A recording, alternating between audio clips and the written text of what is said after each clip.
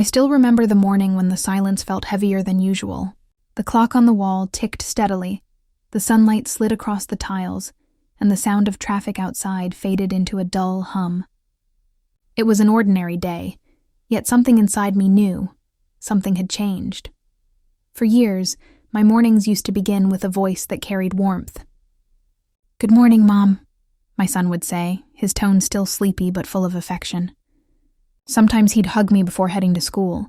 Sometimes he'd just smile from across the table as he grabbed his lunchbox. Those little moments were the heartbeat of my days. But now they had vanished quietly, without warning, without goodbye. He doesn't call me Mom anymore. He says ma'am, sometimes Ami, sometimes nothing at all. Just silence between words that used to mean everything. At first I laughed it off, telling myself that he was grown up now, busy with his own world, his own family. But deep inside I could feel something slipping away, something sacred between a mother and her child. I raised him alone. My husband passed away when our son, Arav, was only 8 years old. I remember holding his tiny hand during the funeral, trying to stay strong even as my heart broke into pieces. Arav looked up at me and said, "Don't cry. Mom, I'll take care of you when I grow up." Those words became my shelter through every storm that followed. I worked day and night, sometimes taking stitching orders from neighbors, sometimes staying up late tutoring children just to keep the lights on. There were days I didn't eat properly so Arav could have enough milk in the morning, but I never complained. Every time I saw his report card or watched him sleep peacefully after a long day, I felt my sacrifices were worth it. He was a bright boy, polite, caring, full of dreams. When he got a scholarship for university in the city, I was both proud and scared. I packed his bags with trembling hands and smiled as he hugged me goodbye. "I'll call every day, Mom," he said. And he did, at least for a while. In those early months, my phone would ring every evening. He'd tell me about his classes, his new friends, his small struggles. Sometimes he'd complain about the food at the hostel, and I'd laugh, promising to send homemade pickles on the weekend. That connection, even through the phone, made me feel like I was still part of his world. But slowly, the calls became shorter. Then they became fewer. Eventually, I found myself staring at the phone, waiting for a ring that never came. At first, I blamed myself. Maybe I was too emotional. Maybe I held on too tight. I tried not to message him too often, thinking I might annoy him. I told myself, he's busy, he's studying hard, he'll call when he can. But deep inside, a quiet ache began to grow. Years went by, and Arav graduated. I remember the day he called to tell me he had found a good job, his voice full of excitement. I was overjoyed. I felt like all those sleepless nights, all those sacrifices had finally meant something. He said, "Mom, I'll come visit soon." But soon stretched into months, then a year. He visited briefly once, tall, confident, wearing a suit that made him look like a man I didn't quite recognize. He brought along a young woman, his colleague, he said. They were polite, friendly, but in a way that felt distant. When he hugged me before leaving, it was light and quick. I remember standing by the doorway after they drove away, holding the shawl I had draped over his shoulders when he arrived. It still carried his faint cologne, and for a moment, I pressed it to my face, pretending he was still here. Then came the news of his marriage. I found out not through him, but through a mutual family friend. My son had gotten married in a small ceremony in the city. When I called to ask, he hesitated. "I was going to tell you, Mom," he said softly. "It was all so sudden." I congratulated him, pretending my heart hadn't just cracked in two. "I'm so happy for you," I told him. And I meant it. At least I tried to. Every mother wants her child to be happy. But happiness, I realized, sometimes comes with a price. And sometimes that price is distance. After his marriage, I waited for his invitation to visit. I imagined myself cooking for the two of them, sharing stories, helping his wife settle into the home. I even started knitting a blanket as a gift for her, but weeks turned into months again. The calls became even rarer. When I finally gathered the courage to visit the city myself, I stood in front of their apartment door, clutching a small bag of sweets and that knitted blanket. A woman opened the door, beautiful, poised, wearing a polite smile. "You must be Arav's mother," she said, her tone gentle but formal. I smiled back, but before I could step inside, she hesitated. "He's actually not home right now," she said. "Maybe you should call him first next time." Her words were kind, but they stung like needles. I nodded, forcing a smile. "Of course," I whispered. "I'll come back later." As I walked away, I could hear the faint sound of laughter from inside, a laughter that didn't include me. That night, I sat in my small rented room, staring at the city lights. The blanket I had made for her lay folded beside me, untouched. I told myself, maybe she's just shy. Maybe next time things will be better. But deep down I knew. I could feel my place in his world shrinking, slowly fading into the background. Months later, when Arav finally called, his voice was different, hurried, distant. "Mom, I've been so busy," he said. "Work, home, you know how it is." I wanted to ask him why he hadn't called on my birthday. I wanted to ask if he still thought of me when he came home from work, but I couldn't. Instead, I said, "I understand, Beta. Take care of yourself." He said, "Thanks, ma'am," and hung up. It was the first time he ever called me that, ma'am. I remember sitting there in silence for a long time, holding the phone to my chest. Something inside me broke quietly, without sound, like glass slipping from a shelf and shattering in slow motion. That night, I couldn't sleep. I walked around the small apartment, touching the walls, the framed photo of us on his graduation day, the old toys I'd kept in a box. I whispered to the empty room, "He used to call me Mom." The next morning, I made tea and sat by the window. The city outside moved on, cars honking, people rushing, the world spinning forward. But inside, I sat still, holding on to memories that no longer had a place in the present. Sometimes, silence isn't just the absence of sound. It's the presence of everything that used to be. Love, laughter, warmth, all gone quiet. And that was the day I realized. It wasn't just that my son stopped calling me Mom. It was that I had stopped being someone's mother in the way I used to be. Days turned into weeks, and weeks into months. Life moved in small, steady circles around me. Cooking, cleaning, tending to the little plants on my balcony, reading old letters. On the outside, everything looked normal, but inside, a quiet ache had settled in my heart. I told myself it was just a phase, that sons get busy after marriage, that this distance was part of growing up, his, not mine. I had spent so many years holding his hand, guiding him through everything. Perhaps now it was time to let go. But letting go was harder than I thought. Every morning, when I made tea, I still poured 2 cups. One for myself and one for him, out of habit. Sometimes I would sit at the table and look at the second cup growing cold, wondering if he'd even remember that tea used to be our little ritual. He liked it strong, with less milk. I could still see him as a boy, swinging his legs from the chair, sipping tea and saying, "Mom, yours always tastes better than anyone's." Now the cup sat untouched. There were moments when I wanted to call him, to just hear his voice, to ask how his day went. But each time I stopped myself. What if he was busy? What if his wife didn't like me calling too often? I didn't want to be a burden. I didn't want to be the mother who couldn't let go. So I waited. Sometimes, when loneliness felt heavy, I'd go to the market just to be around people. The vegetable sellers knew me well by now. They would smile, ask about my health, and for a few minutes I felt seen again. I would linger at the flower stalls, touching the petals softly, remembering how Arav used to buy me small bunches of marigolds on my birthday when he was little. He once said, "You look happiest around flowers, Mom." He was right. Flowers don't speak, but they make you feel less alone. Evenings were the hardest. The light would fade from the sky, and the city lights would begin to glow. I'd sit by the window knitting something, a habit I had picked up long ago. Most of the time, I didn't even know what I was knitting for anymore. My fingers just needed something to do, to keep the thoughts from spilling over. Sometimes, I'd scroll through my phone and look at his old pictures. His first school uniform. The birthday cake we made together, the two of us standing outside our old house. His smile was different then. Softer, purer. It was a smile that belonged to me too.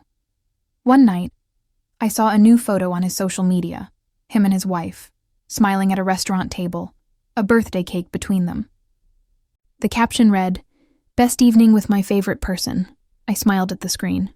It was genuine, though a small part of me trembled inside.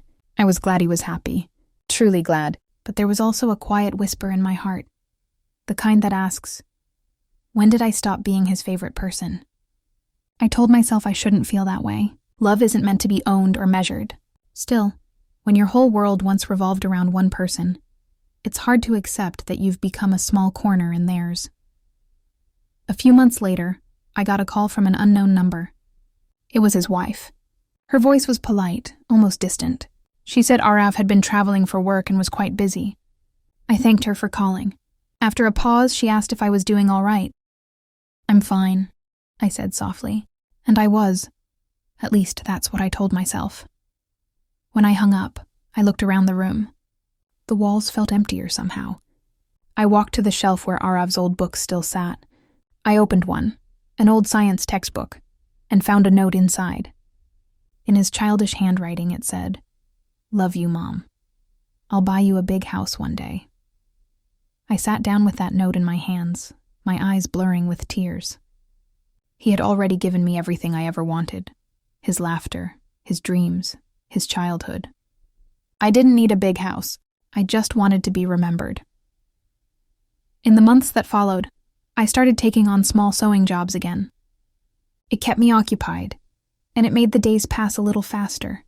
I stitched dresses for neighborhood children, curtains for newlyweds, and even little pillow covers with bright patterns. Every stitch felt like a memory being woven into fabric. One afternoon, a little boy from next door came running to me with a torn shirt. "Auntie, can you fix this?" he asked. I smiled and nodded. As I sewed, he sat beside me, swinging his legs. His voice, his innocent chatter, it reminded me so much of Arav. When he thanked me and ran off, I found myself whispering, "You're welcome, Beta," and for a brief moment, it filled the quiet space in my heart. As the year passed, my health began to weaken a little. Nothing serious, just the aches and tiredness that come with age. The doctor advised rest, but rest only made the silence louder. I often found myself talking to the walls, to the framed photos, to the memories that lingered like old friends. Sometimes I imagined Arav walking through the door. I imagined his voice calling, "Mom, I'm home." The thought alone brought a strange comfort. Maybe that's what hope is. Believing in something even when you know it might never happen. Then one day, I received a message from him. Just a short one. "Hey, hope you're doing well. Been a little busy. We'll call soon." I read it over and over. 3 lines, that's all. But to me, it felt like sunlight breaking through a cloudy sky. I replied, "I'm fine, Beta. Take care of yourself." I wanted to say more, to tell him I missed him, that I still made his favorite tea every morning. But I stopped myself. Mothers often carry love silently. After that message, he didn't call for several weeks. But I held on to those words, "We'll call soon," as if they were a promise. To fill my evenings, I began visiting the nearby park. There were benches under large trees, and the sound of children playing always brought me peace. I would sit there for an hour, sometimes knitting, sometimes just watching the sky change colors. There was an elderly couple that came regularly too, the man pushing his wife's wheelchair, both smiling as they fed the birds together. Watching them made me think of what life could have been if my husband had lived longer, if our little family had stayed whole. But fate doesn't ask for permission. It simply moves forward.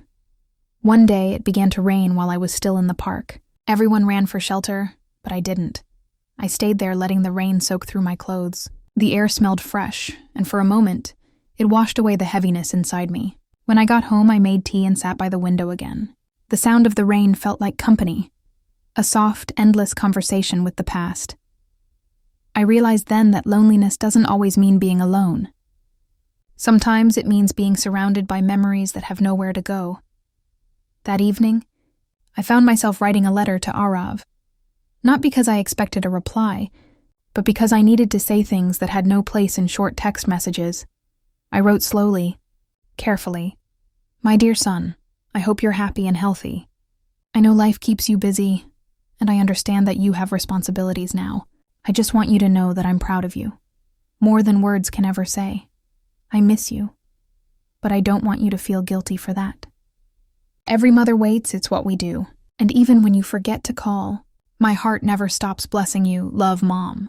When I finished, I folded the letter neatly and placed it inside a book, the same one that still held his childhood note.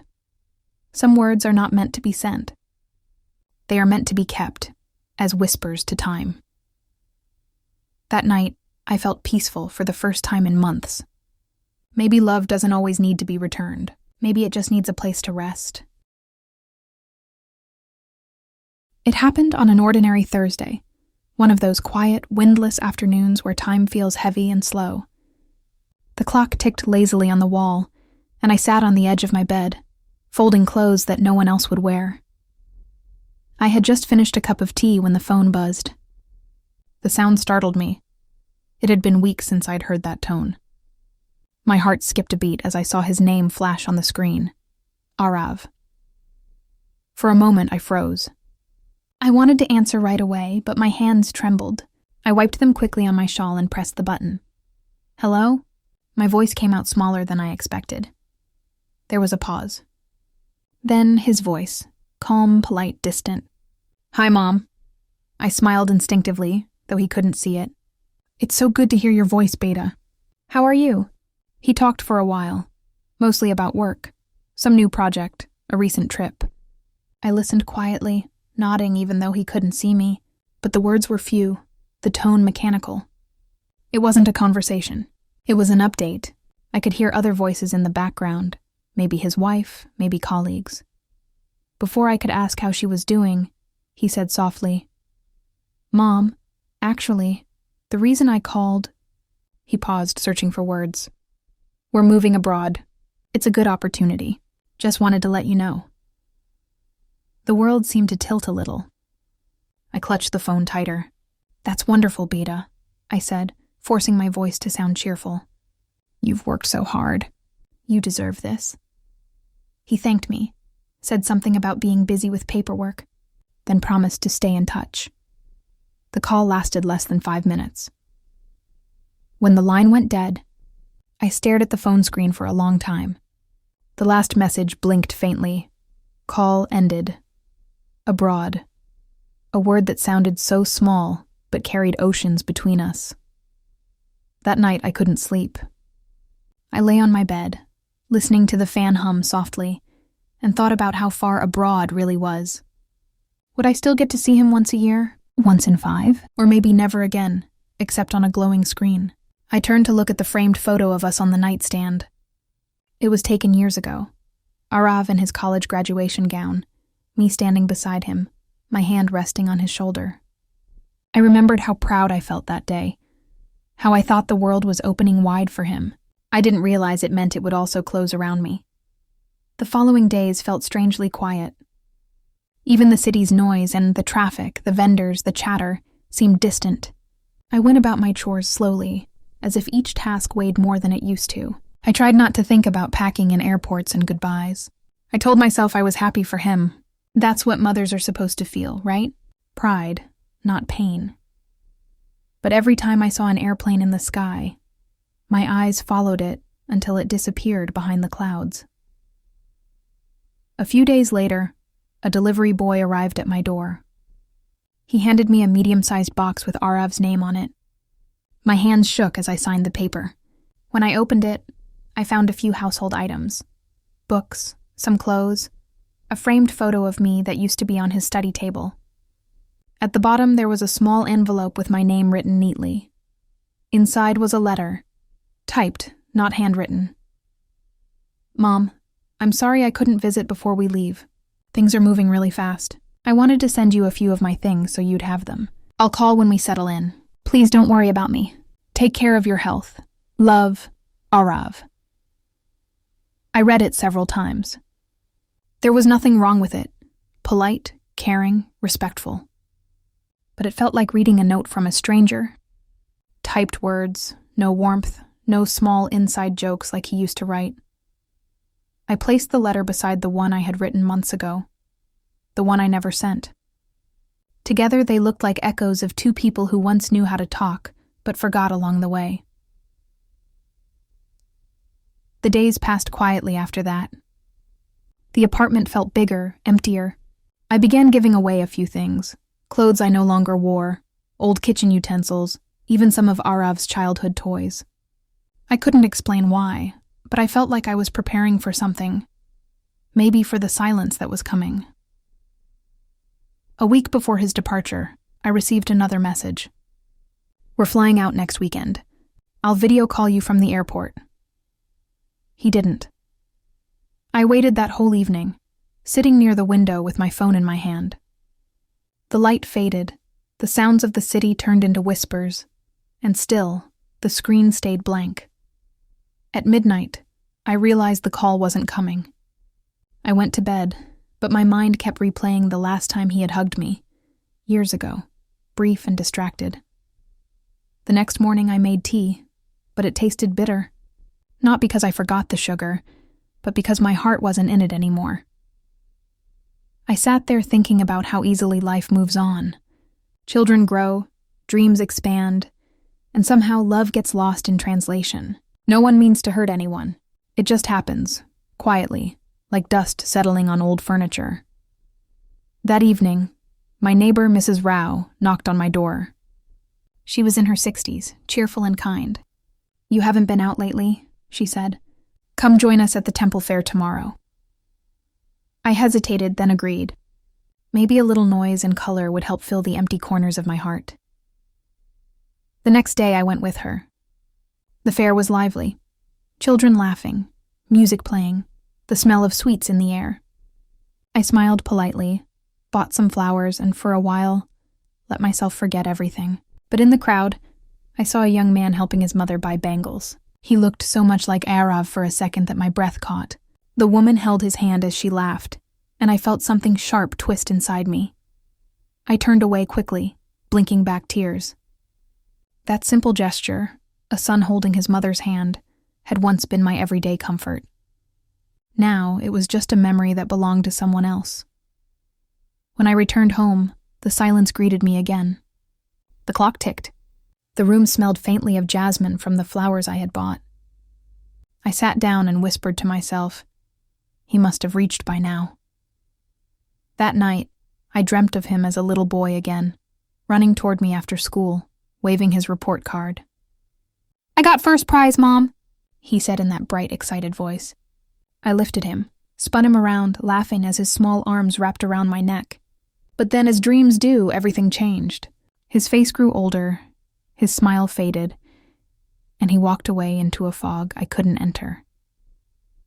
I woke up with tears on my pillow. In the following weeks, I tried to adjust to the thought of him being far away. I learned to measure my days by smaller things. The taste of morning tea, the bloom of flowers on my balcony, the sound of the temple bells in the distance. I wrote letters I never sent. I spoke to his photograph as if he could hear me. And slowly, I began to understand something. Maybe love isn't meant to stay the same. Maybe it changes shape, from touch to memory, from closeness to distance, from words to silence. It hurt to admit it, but I had to. My son had built a new world, and I was no longer at the center of it. That realization didn't come with anger, only with a soft, quiet grief. Still, I prayed for him every night. I prayed that he would find joy, that he would never feel the emptiness I did, because that's what mothers do. Even when forgotten, they keep loving. Even when not called Mom, they keep being one. One evening, as the sun dipped low, painting the walls in orange light, I whispered to myself, maybe this is what growing old means. Learning to love from far away. The words comforted me, even though they hurt. I didn't know it then, but life still had one more moment waiting for me. a quiet, unexpected gesture that would change how I saw everything. The first few months after Arav moved abroad felt like walking through fog. The days blended together, each one quiet, each one somehow the same. The morning sun would fill my little kitchen. I'd make tea, water the plants, and sit by the window, my small world still turning, even if his had moved far away. I thought I would cry more. I thought I would break down, but I didn't. Tears had turned into something else, something softer, almost invisible. It wasn't sadness anymore. It was emptiness.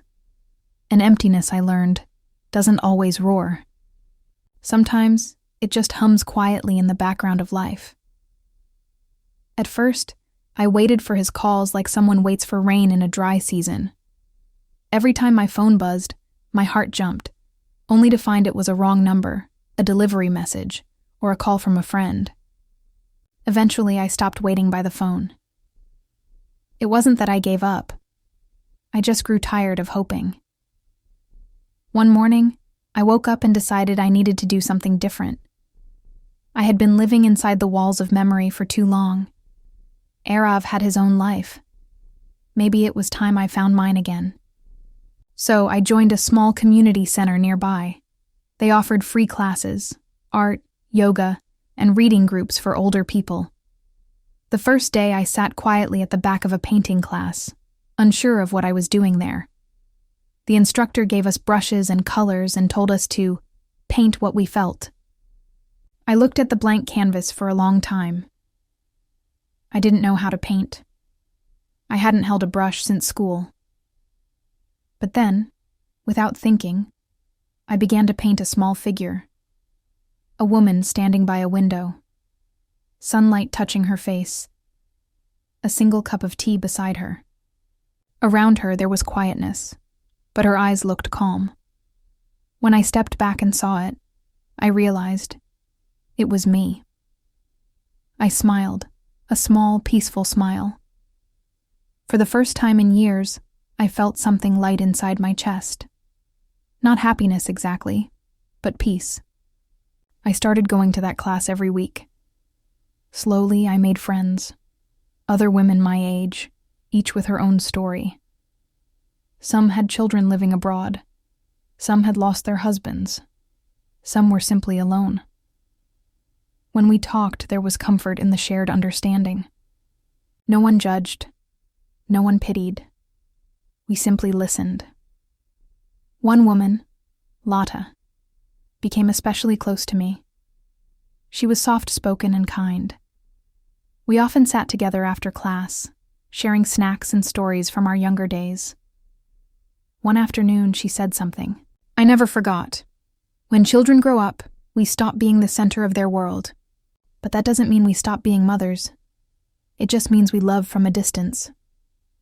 I nodded. Her words sank deep into me. That evening, I came home and looked around my apartment. For the first time, it didn't feel like a place of waiting. It felt like my own home again. I cleaned the shelves, rearranged the furniture, and hung my painting on the wall. It wasn't perfect, but it reminded me that I was still here, still capable of creating something beautiful. Days turned into weeks again, but this time, they didn't feel heavy. I began writing in a small journal every night, small notes about my day, things I saw, how I felt. Sometimes I wrote letters to Arav but never sent them. Writing became my way of speaking when there was no one to listen. Then, one afternoon, I received an email. It was from Arav's wife. My heart raced as I opened it. She wrote that they had settled well abroad, that life was busy but good. She thanked me for raising him so well, said he was doing great at work, and attached a few pictures of their new home, their garden, and one of them smiling in front of a tall building. At the end, she wrote, "He talks about you often, you know. He misses your cooking." That line, simple, almost casual, filled my eyes with tears. I didn't realize I had been holding my breath until that moment. He missed my cooking. He remembered, It was strange how such small words could feel like a hug across oceans. I closed the email, sat back, and smiled through tears. Maybe he didn't call often. Maybe he forgot birthdays. But deep down, he still carried a part of me. That night, I cooked his favorite dish, aloo paratha with butter, even though there was no one to share it with. As I ate, I imagined him as a child again, sitting across from me, asking for one more. The memory was so vivid that I could almost hear his laughter. After dinner, I stepped out onto the balcony. The sky was full of stars, scattered like the moments we once shared.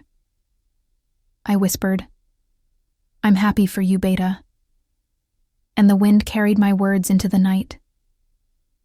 The next morning, something inside me felt lighter. I made tea and poured 2 cups again. One for me, one for memory. It wasn't out of sadness anymore, but out of gratitude. Those years, those moments, they were real. They were mine, and no distance could take them away. A few days later, at the community center, we had a small event where everyone shared their art and stories. When it was my turn, I stood before the small group and spoke softly. "I used to think love meant holding on," I said. "But now I know. Sometimes love means letting go, quietly, gently, without anger, without demand. It means wishing someone happiness, even if that happiness doesn't include you." When I finished, there was silence. Then, one by one, they nodded. Some smiled. Some had tears in their eyes. And in that moment, I didn't feel alone. After the event, Lotta came to me and said, "You should share your story with others. You have such warmth in your words." I laughed softly. "It's just an ordinary story," I said. She shook her head. "No story told with love is ordinary." That night, as I lay in bed, her words echoed in my mind. Maybe she was right. Maybe there's value in quiet lives too. In the way we endure, the way we love, the way we heal without anyone noticing. As weeks passed, I continued to find peace in small things. The sound of rain, the laughter of children playing downstairs, the soft glow of the lamp in the evening. These became my companions. Life didn't feel empty anymore. It just felt quieter, gentler. Then, one morning, I received a small parcel. The sender's name made my heart skip. Arav. Inside was a scarf. Beautiful, hand-woven, with a note attached. "For you, Mom. It's getting cold here, and I remembered how you always knitted scarves for me. Thought it's time I send one back. Love, Arav." I held the scarf close to my chest, inhaling the faint scent of new fabric. My eyes blurred, and I smiled through the tears. It wasn't a grand gesture. It wasn't a long message. But it was enough. Sometimes love returns quietly, without fanfare. It arrives in small packages, in simple words, in moments that say, "I remember you." That evening, I wore the scarf and sat by the window with my tea. The city lights shimmered in the distance. I didn't cry. I just sat there, feeling the warmth of that cloth and the warmth of his thought. For the first time in years, I didn't feel forgotten. I felt understood. Not through words, but through something deeper. As night settled, I whispered softly, "Thank you, my son." And in the silence that followed, it almost felt like I heard him whisper back, from across the world, "I love you, Mom." It's been 3 years since the day my son stopped calling me Mom.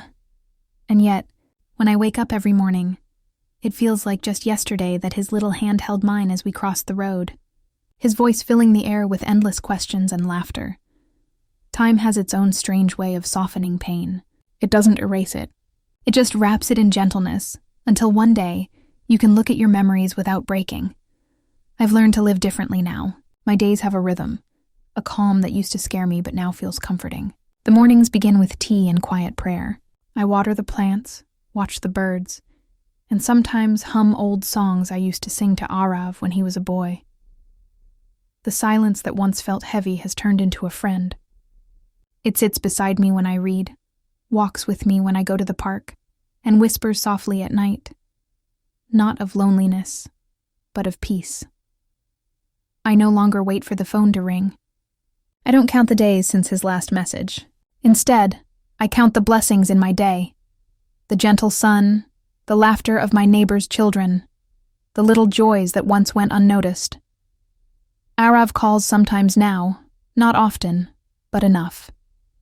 The conversations are short, simple. Updates about work, the weather, his new project. But every word is precious. When he says, "Take care, Mom," I still feel that tiny ache in my heart. But it's no longer from pain. It's from love that has learned to stand on its own feet. Sometimes he sends pictures, a weekend trip, a family dinner, their new car. I look at them and smile, whispering silent prayers for his happiness. There's no jealousy, no bitterness, only warmth. That's the thing about a mother's love. It changes shape, but it never disappears. Last winter, during one of my community center meetings, we were asked to talk about what peace means to us. When it was my turn, I stood up and said softly, "Peace for me is when I stopped waiting for things to go back to how they were. It's when I learned to be grateful for what is, instead of what was." The room was silent. Then someone started clapping, and slowly, others joined in. It wasn't applause for something great I'd done. It was a shared understanding. Every person there had loved someone who drifted away. Every heart there knew what it felt like to love without return. After the meeting, a younger woman came to me. She had tears in her eyes. She said, "My mother and I haven't spoken in years. Listening to you, I think I want to call her." I held her hand and said, "Don't wait too long, Beta. Mothers forgive easily, but time doesn't wait for anyone." That evening, as I walked home, I realized something. Maybe that's what all this pain was for. Not to break me, but to soften me. To teach me that love, at its purest, doesn't ask for anything in return. One Sunday morning, while cleaning my old cupboard, I found a box full of Arav's childhood things. A tiny red sweater, a toy car, his first school drawing, a birthday card that said, "To the best mom in the world." I sat down on the floor, holding that card, and smiled. The edges were worn, the colors faded, but the words still carried warmth. In that moment, I didn't feel sad. I felt grateful for the little boy he once was, for the man he had become, for the love that had filled our home once upon a time. I put everything back in the box carefully, tied it with a ribbon, and placed it on the shelf. Not to hide it away, but to honor it, like a treasure that doesn't need to be reopened to know its worth. Life keeps moving, quietly but surely. Sometimes I sit by the window and watch families walking together, parents holding their children's hands, talking, laughing. I don't feel jealous anymore. Instead, I feel a quiet blessing rise inside me. May they never forget each other. Every mother, I've learned, carries two hearts, one that beats for herself, and one that beats for her child, no matter how far he goes. Even if the world changes, even if names and relationships fade with time, that second heart never stops beating. Some nights, I dream of Arav as a little boy again. In my dream, he runs toward me with open arms, shouting, "Mom!" I wake up smiling. It doesn't make me cry anymore. It feels like my soul reminding me that love doesn't disappear. It just lives in different forms. Last month, he called out of the blue. His voice sounded softer than usual. He said, "Mom, we're expecting a baby." For a second, I couldn't speak. My hands trembled and my heart felt like it might burst. Then I laughed, a deep, heartfelt laugh that filled my small room. "Congratulations, my son," I said. "You'll be a wonderful father." After we hung up, I sat quietly, staring at the ceiling. The world felt full again, not because of the call, but because I realized life always gives us new ways to love. I started knitting the next day. A small white sweater, just like the one I made for him years ago. Stitch by stitch, I wove my love into it, my prayers into each loop. It felt like healing all over again.